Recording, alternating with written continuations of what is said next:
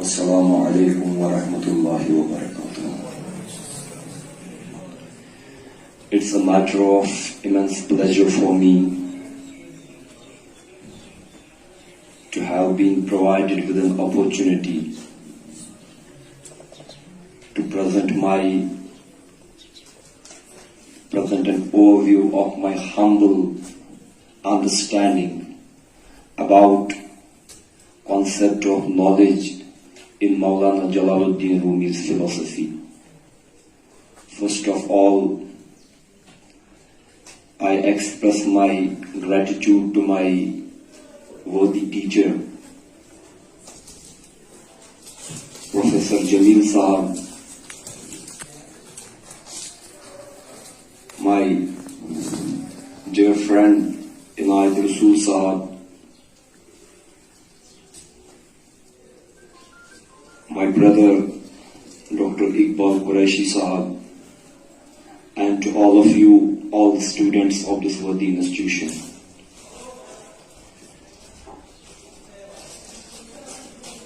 So as to start my discourse, it would be pertinent to say that in the history of religions, there have been various men, both in the Semitic as well as non-Semitic religious traditions, who have expressed their peak spiritual experiences or mystical experiences as the most certain and profound sources of knowledge.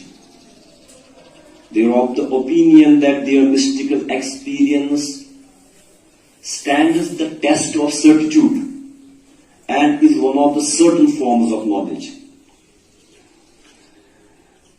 And in the Islamic religious tradition, it's most particularly Abu Hamid Muhammad al-Ghazali, alayhi rahmah, who with an air of certainty and eloquently, he succeeded in making it a popular belief that the experiences of Sufis, these are one of the profound sources of seeking knowledge.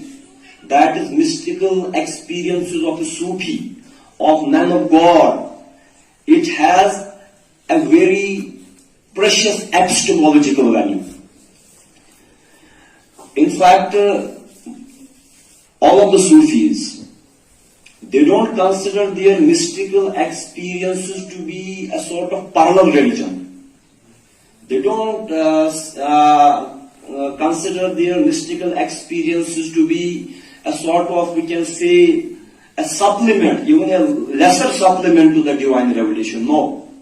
But they think their mystical experiences to be in a way complementing their own sense of their immediate spiritual realization of the divine revelation.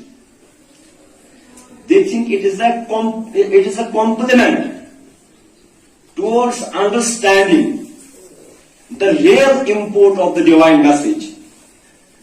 For example, Sufis, they imagine that our own feeble mystical experience, but when it reaches its zenith, it takes out of us every trace or iota of our own subjectivity of our basic instinctual selves and takes us in unison with the absolute reality.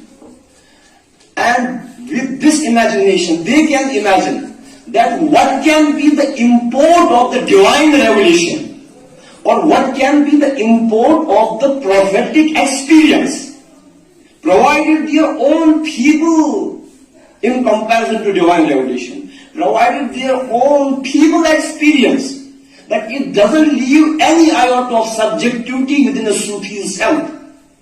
And it is to this effect that Imam Muhammad al-Ghazali, in his confessional autobiography, Muntaz min al-Quran, which has also later been translated by Montgomery Ward as Deliverance from the Error.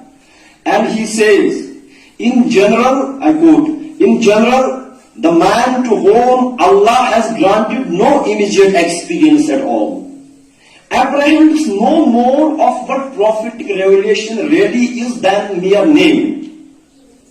The miraculous graces given to saints are in truth. The miraculous graces given to saints, awliya, are in truth the beginnings of the prophetic experience. And that was the first state hall of the Messenger of God ﷺ when he went out to Mount Hira.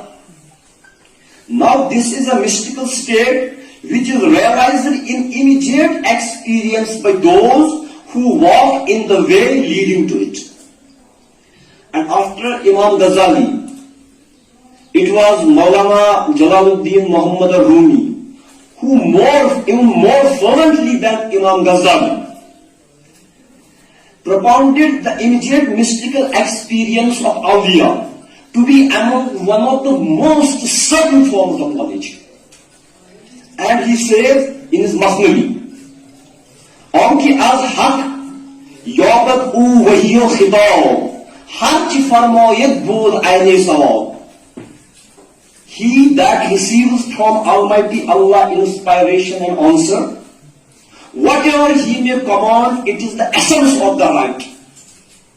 Onti John Bakshad agar bikushad ravas, Noibasto dasti khudas. Anyone who bestows spiritual life upon his disciples, it is allowable from him if he wants to slay anyone. He can, because he is the vice regent of God, because he doesn't have any iota of his instinctual, subjective self in him. Yet, notwithstanding the hyper, I am using the word hyper, notwithstanding the hyper mystical tendencies of some Sufis, because they exclusively believe that it is only the mystical experience which is the source of knowledge. But notwithstanding their hyper mystical these tendencies, Rumi, like Al-Ghazali, pays due credence to all epistemological processes of acquiring knowledge as have been validated by Holy Quran. Why I am saying this thing? Because today in West or in contemporary world, Rumi is a rage, he is a craze, and West is suffering from, I quote unquote, words of great Rumi scholar of contemporary era, Franklin Lance. He says that West has been caught in a cobweb of Rumi mania, and they like to quote Rumi out of his own immediate civilizational context. Why? Because Rumi speaks universal language. Rumi uses similes and metaphors which have a universal import. Or sometimes Rumi wants to delve deep into a language of state, which is neither Arabic nor Persian, and he says, "Ay Khuda, diluma tujara maqam, ki besukan andar aruyat kalam." Oh my Allah, import my spirit to a higher spiritual plane, that very plane at which I can talk to you without using any words. So Rumi has a universal appeal, but this universal appeal does not mean that he stands in a void. The universal appeal which Rumi has got, it is basically because of the immersion in the very traditional Sharia. It is because of his immersion within the exemplary conduct of Rahmatan lil Alameen sallallahu alayhi wa sallam. And this gives Rumi a universality. But West is, they just look at Rumi by looking at him out of his own, taking him out of his own immediate civilizational context. So, it goes without any explanation that why Rumi considers all those epistemological processes to be valid as have been validated by Holy Quran. I am using the word epistemology because knowledge, to know a thing, for the current purpose, it will not, a new etymological definition will not suffice us. Because knowledge does not mean only to know a thing, but knowledge means to know a thing as it should be known, as a thing exists in itself, or as thing exists in the knowledge of Allah. As we have been taught by Prophet ﷺ in one of his prayers, Allahumma arinal haqa'iqal ashya kawahid. Oh Allah, show us the reality of things as the things are, and not as the things appear to be. For example, I see you, and I see the contents of a particular person, and I feel he's a good fellow, or God forbid he's a bad fellow. But appearances are often deceptive. The things are as they are in themselves, not as it has been apprehended by my subjective mind. So, knowledge does not mean, here what I mean by knowledge, it does not mean mere conjecture. One, it does not mean mere guesswork, guman. What knowledge means to know a thing as it is in itself. And for Maulana Jalaluddin Rumi, when he uses the word ilm, when he uses the word knowledge, he doesn't use it in a casual sense of guman, opinion, guesswork. He uses it in the sense of certitude, ainality. And for Rumi, all those forms of knowledge as have epistemological processes, as have been validated by Holy Quran. Rumi validates them in his philosophical Weltanschauung. And for Rumi, Quran is the essence of the entire prophetic revelation. And he says that when a Muslim gets close to the spirit of Quran, what he does basically tune to that Quran hak bigrekhti, barawane anbiya amekhti. When you have pled for refuge to the Quran of God, Allah, you have mingled with the spirit of prophets. Because Quran is the spiritual experience of prophet. Hast Quran hal haye anbiya, mahiyane behr pake kibriya. Quran is a description of the state of prophet. It's not an utterance. Quran एक दर्द है. Quran सिर्फ एक लफ्ज नहीं. It's not a mere word. It's the Quranic words. These are pangs of pain felt by Prophet Sallallahu Alaihi Wasallam. These are the pangs of divine love. And when a person particularly comes close to the spirit of Quran, what does he do? He becomes one with the state of prophet, because prophets are the pieces of the divine ocean. And accordingly for Rumi, since we are talking about knowledge, accordingly for Rumi, divine revelation is the most profound and most certain source of knowledge.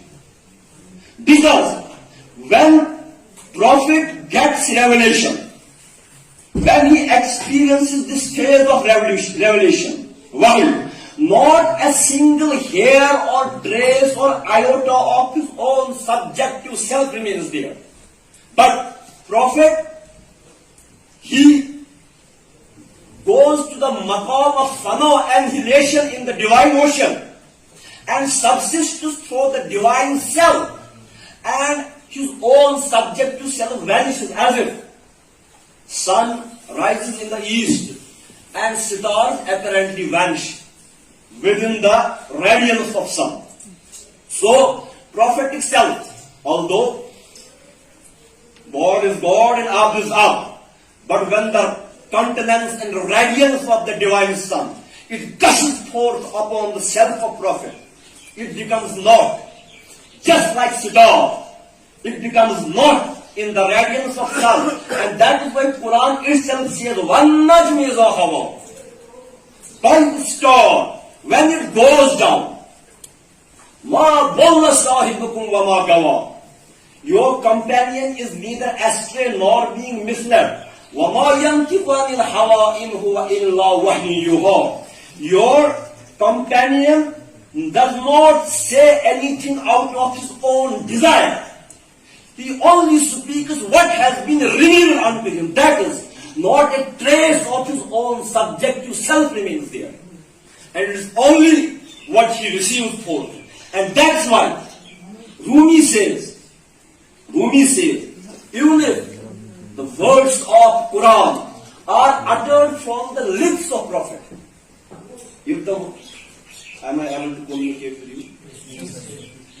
If the words of Quran are uttered by Holy Prophet from the lips of Holy Prophet but prophetic self has been annihilated within the divine unison and unity.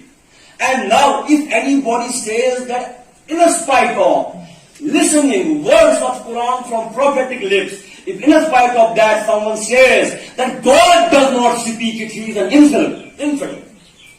Garçı Kur'an az labe peygamber است. Her ki goyed hakkına guftu kafir است. Though the Quran is dictated from the lips of the Prophet, it will be intellectual honesty to submit that the translation I am using, occasionally here it's from Rinaldi Nicholson. Though the Quran is dictated from the lips of the Prophet, if anyone says that God did not speak it, he is an infidel. So, having such a belief in the epistemological validity of the prophetic revelation, it goes without any further explanation that why Rumi considers all those modes of acquiring knowledge to be valid as have been validated by Holy Quran. And one thing more before moving on, I want to submit here that for Holy Quran, Allah, God, divine reality itself is the be-all and end-all of all epistemological processes. Because knowledge seeks truth. If the goal of knowledge is not haq, truth, that knowledge is no worth. So the goal of knowledge is truth. And Quran says haq, truth is Allah Himself. So for Quran, all epistemological processes must lead us towards Almighty Allah. Because He Himself is haq. Faqala Allahu Malikul Haq.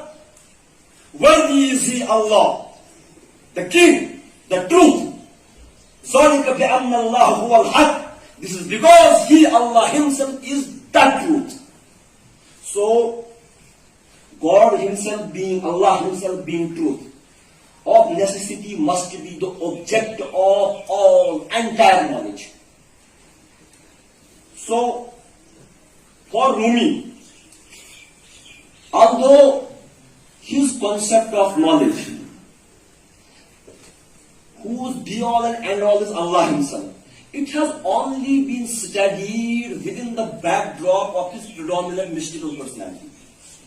But this is an aberration. Rumi is not just a mystic, because I have submitted that he validates all sources of knowledge as have been validated by Holy Quran itself. So, Holy Quran first of all validates empirical attitude towards knowing of truth. Holy Quran validates empiricism, and in contradistinction to the Hellenistic philosophy. Greeks who just considered that sense perception has no role in acquiring knowledge.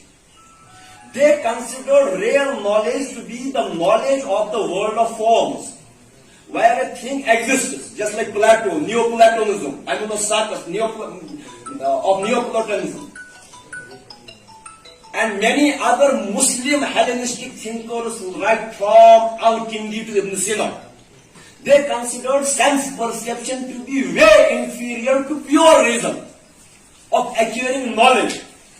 And Maulana Jalaluddin Muhammad Rumi, rahmatullahi alayhi, he subscribes to the anti-Hellenistic view that sense perception is not way inferior in acquiring knowledge. And Allama Iqbal, well, he was in love with Rumi. Because Allama Iqbal to believe in his reconstruction, he said that Allama Iqbal to believe that Rumi believed in knowledge, which is sense perception elaborated by understanding. And it is Hellenism, it is anti-Quran. And Quran, it is anti-Hellenistic. Because Quran says that go and seek in the extended universe creative wisdom of Allah. أَفَلَا يَنْظُرُونَ إِلَى الْإِبْلِ كَيْفَ خُلِقَتْ. And what you see in you Arabs in your backyard came, how they have been created. अगर पैसे को मेजू मौलवी साहब आए ना तो मैं क्या वोटन था वोटन क्या मैं करूं खुदा साहब से मैं दबूं वोट कुछ नहीं दूं. وَإِلَى السَّمَاءِ كَيْفَ رُفِعَتْ. I want to see how heavens have been ascended. So Allah wants us to see His creative wisdom in each and every pebble, in each and everything. And that's why Allah says, الَّذِي خَلَقَ سَبْعَ سَمَاوَاتٍ طِبَاقًا مَا تَرَى فِي خَلْقِ الرَّحْمَنِ مِنْ تَفَاوُتٍ فَارْجِعِ الْبَصَرَ هَلْ تَرَى مِنْ فُطُورٍ. He who created the seven heavens one above another, no want of proportion will you see in the creation of the most gracious. So turn your vision again. Do you see any flaw? Again turn your vision a second time. Your vision will come back to you dull and discomfited in a state worn out, because you will not find any flaw in the heavens and in the creation of the earth. That means that even this universe, it is to see the creative wisdom of Allah everywhere, because the end purpose of knowledge is Allah, according to Islamic tradition. So, this scientific empiricism, it also serves as a valid epistemological process. And accordingly, Maulana Jalaluddin Rumi says, and now you must see that we under the sway of our hyper-mystical emotions sometimes. We see Rumi out of this empirical context. Maulana Jalaluddin Rumi, true to the secret of Quran, says that divine worker, he can be seen plain in his divine workshop. And he says, Kor kundar kor gah boshad nihon, tu biru dar kor gah binash ayon. The divine worker is hidden in his own workshop. You go and see him working in his own workshop. Why he is hidden? He is hidden in his workshop because people are always, they just look towards the creation. They look towards Masnu'at and not towards Sane. And that way he is hidden in his own creation. But when they look from Masnu'at towards Creator Sane, then this Masnu itself pays a way towards the Creator. So, no doubt, Maulana Jalaluddin Rumi says that created world furnishes us with certain signs by which we can decipher creative wisdom of Allah. But, now he being a Sufi, but he says that our sense perception and our empirical sense of acquiring knowledge, it cannot always suffice us. Because Allah Himself is the absolute reality. And our senses are often contented with compoundedness of numericals, of dimensions, left and right, this and that. And Maulana Jalaluddin Rumi says, La makani ke andara noor-e khudas, mazi o mustaqbil o halat kujas. And that very la makan's place of citation of no citations, where lies actually the absolute light of Allah. There neither exists mazi, there neither exists mustaqbil. He is free from the limitations of time and space. And that's why our patron saint Shaykh Nuruddin Wali Rahmatullahi alayhi, he says, Kunyarai bozak, kun no rozak, em kuniran dütnam kota jalal. Akıl the fikir tor kodun sozak. Although reason has its validity, but while going there, where you have to leave each and every situation to go to Lavaka, akıl the fikir tor kodun sozak. Kay mali jatuk suderiya. So, Maulana Rumi says, Aftab Ahmad Dalili Aftab. Gar Dalilat boil azvay rumato. Sun itself is the proof unto itself. If you want proof, look towards the sun. It itself is self-evidently its own proof. Azvay ar soya nishani mi dehat. Shams hardam nuri jani mi dehat. Although, shadow gives an indication of the sun. Where there is shadow, it means the sun exists. Although shadow is an indication of the existence of sun. But why should we look towards only shadows? Why not to look towards the sun itself? In spite of indirect apprehension, why not craving desire for a direct apprehension? And this is love. This is wish. And now I am leaving many things. Maulana Jalaluddin Rumi accordingly says, just in tone and tenor and shape, our patron saint Shafi. Maulana Jalaluddin Rumi says, Illate tangis tarkibu adat, janibe tarkib his holy kashat. The cause of narrowness is the composition and number and plurality with which senses are marked. Zansore his alame tawhid don, garyeke fahi bidon jani brawan. Know that the world of unity lies beyond sense. If you want that very unity, unison with that very unity, you have to march in that very direction. So, now, it means that although empirical tendencies, Quran certainly has these empirical tendencies. But Quran says, "Nurihim ayatna fil afaq hatta yatabayyana lahum annahu al-haq." We will certainly show you our signs in the extended cosmos. Not only in the extended cosmos, but in your own selves. But your own self, so that you may know that He is the only truth. Andrukita? Never. Quran dokunam akoy vatum. Never dokunam andaratu. Suina lali go wa to vatum adukal lali ho nangai natum kya go? Be beyond all compoundness, beyond all historicism, beyond all dialectical materialism, beyond each and every analysis and beyond all our conceptualization. God is something higher than that.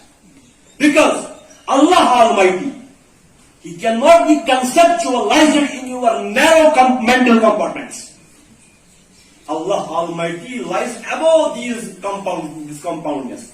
And now, Maulana Jalaluddin Rumi, it sometimes appears that he is a staunch critic of reason. He is a staunch critic of reason. And most of our Sufis, they have often just tried to show love in antagonism to reason. For example, Allama Iqbal, he says, Atal Ayyar hai saudesh badal deti hai. And he has pictured reason against love. And even Rumi has pictured reason against love. He says, Dar majlis se usho karori digaras. In badaro khumari digaras. In the company of lovers, there is a wine which is of different kind. This wine has an intoxication which is of different kind. Ish, ilm, ki dar madrasa hasil gardad. Ilm, ki dar madrasa hasil gardad. Ish kare, ilm kare, digaras to ish kare digaras. Your thesis preparation, your synopsis writing, it is something different. And the pangs of love, feeling the pangs of separation from the divine beloved, just like the feeling night, it is something different. You may have You may have your epistemological discourses here. But what to say about your close neighbor in Pulwama, Sashkral? He didn't go to any university. But he says, Namazon Hamos, no Shapanegari, Sashkral Bulanam goes. But one minister worship goes. Sorry was the Baham. Or Alamdar went to Kashmir. He didn't go to any Tzadahal, to any Akhunsa. What does he say? He says, Kalai Karak, Kalai Wazi, Achkal Karak, Achun Sirf Synopsis of Yakin, Achun Project of Balaunki, Achun APR Sukori Hokin, Kalai Karak, Kalai Wazi, Kilai Wazi Allahu. So your Patak Sutor Razi. जो हदीस का मतलब है तू चलते चलते जाएगा मोचियम चलते चलते जाएगा हर वाला वो फी दमन दमन और चपन वापस. I am sorry if I am some kind of multilingual.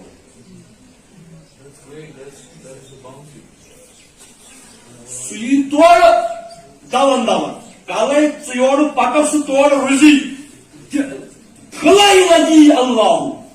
Then you will see the ultimate truth everywhere, in the blossoms, in the leaves, in man, in our inner selves, in the extended universe. Everywhere he is he. La ilaha illallah, sahi purum, wahi purum, paman wajud troy. Mojud surum, harva kushum paman. You will feel a cosmic unity. Because he is one, and he is everywhere. You will feel yourself in unison with Iqbal Sahib. You will feel yourself in unison with the rock here. You will feel yourself in unison with all sentient beings created by Almighty Allah. Dard dil ke vaste paida kiya insan ko. Why we are lagging in this dard dil? Why? If ilim chas wariya. Ilim chas wariya. Analysis, synthesis chas wariya. But what we are lacking is this dardinil. We are lacking in this thing. I request you to please, no side talks. I get distracted by this. So, at times,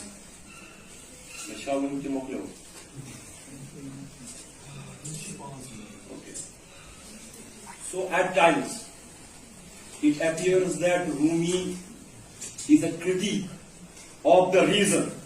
But he is only critique of that very reason, which is that reason which is marred by sensuality, baser instincts of the Freudian id.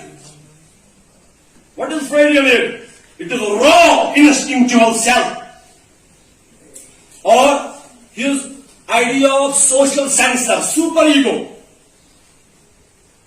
No, when reason is not swayed by all these things. Rumi says that this reason is not something care in Harimi Kibriya. He names this very reason as Akli Kul. Only when Rumi criticizes, he criticizes Akli Juzvi, partial intellect, more swayed by the instincts of basic self. And when he eulogizes the reason, जो वो मदद करता है अकल की, then he eulogizes, he praises Akli Kul, and it is this Akli Kul which sometimes Rumi praises as Ruh. He uses Ruh, Dil, and Akli Kul interchangeably. And when it is the prerogative of Ruh has its own Akil. This is Akli Kul. What is the Akil of Ruh? It is always pregnant with the consciousness of the divine. Every person in the center stage of his being is pregnant with this divine idea. Pir kya shukaran? Shamas Mot kya shukaran? Shamas Tabarez kya shukaran? Then for the Rumi's Mot ka mechanism fit ke. Maulana Rumi कहते हैं मुर्शिद का मकाम एक दाया की तरह होता है. Just like a midwife, Murshid facilitates the birth of the baby The baby is itself present in the womb of the mother. इसको फिट नहीं किया जा सकता. जो आप में है, मुर्शिद उसको बाहर निकलने में फैसिलिटेट करता है. And basically you are pregnant with the divine consciousness, and this is ruhikul, this is aklikul. It has its own reasoning. And now leaving all this, I just come to one thing. Then what is reason? Reason is actually that very rationality which is wedded to dil, which is wedded to this ruhikul. It has its own logic. It feels madness, but it's not mad. It has its own reason, because now it subsists by the reasoning and rationale of divinity. As you have read in Hadith, because I am conscious about the time constraint. I have left very much. And you may not find a tartib in this thing now.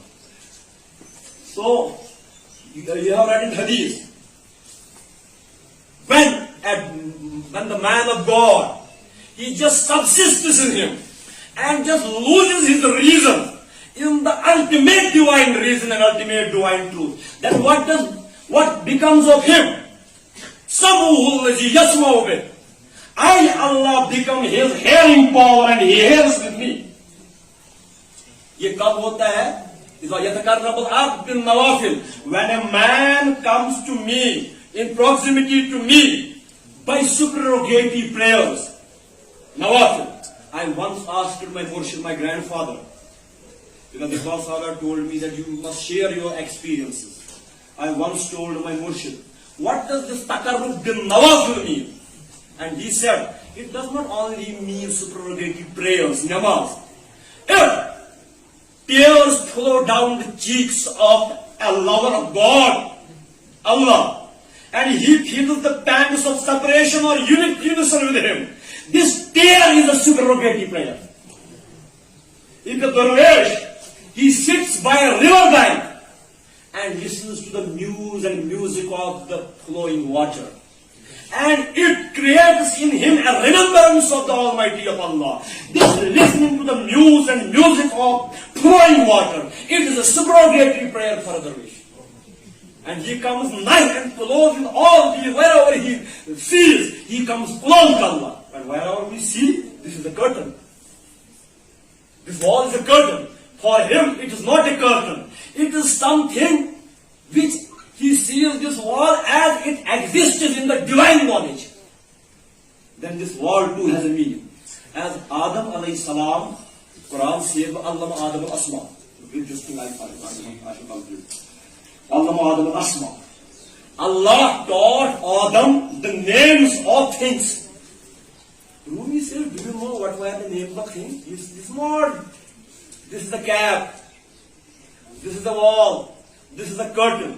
Everything prior to its creation existed in the knowledge of Allah. That's why Allah says, when Allah wants to create a thing, He commands it be and it becomes. To which thing Allah says be if nothing was there? अगर नहीं किहिं चु सुका चुदा बनवा, वो या कुछ तो है जिससे कहता है बन, वो क्या है? वो आयान मौजूदा, इधर आयान मौजूदा, the divine content of knowledge, to which he says be and it becomes. So Allah knows everything as it exists in the content of his knowledge. And a Sufi, man of God, sees even this curtain, he sees this hand, he sees this pen as it exists in the divine content of knowledge. And this is the ism of the thing.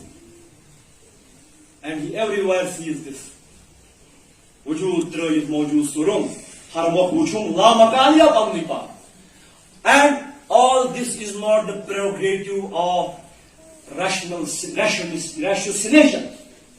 It is the prerogative of dil. And to share my experience, what you mean by dil, I will say you what Rumi means by dil. But first of all, I have written some words years ago about the epistemological value of dil. what is the function of them in the apprehension of the divine unity. And I have written, Methodum Yar Tarfatan. If it is an offense to quote, I will not quote, but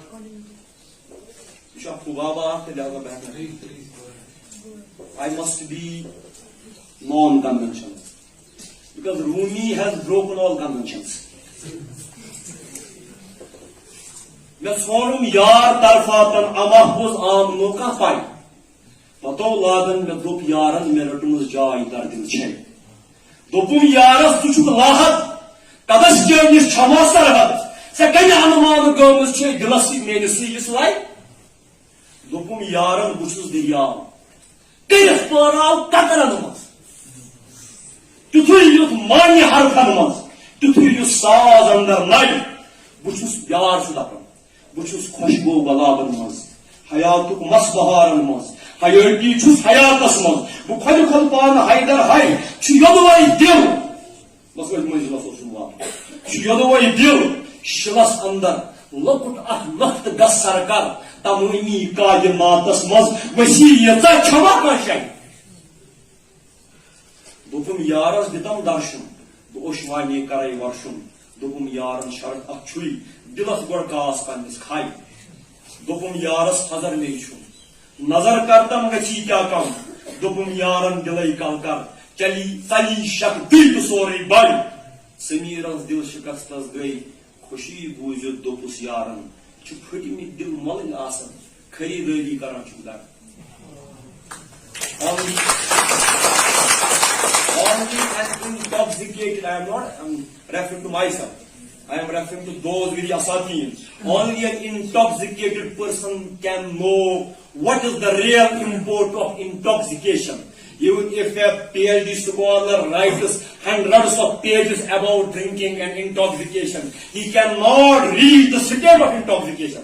And another one, he doesn't know how to read and write, but he drinks one drop. He knows what is the real import of intoxication. And this, to be one with the state, with the ultimate truth, this is the real be-all and end-all of Rumi's all epistemological endeavors. Wassalamu alaikum.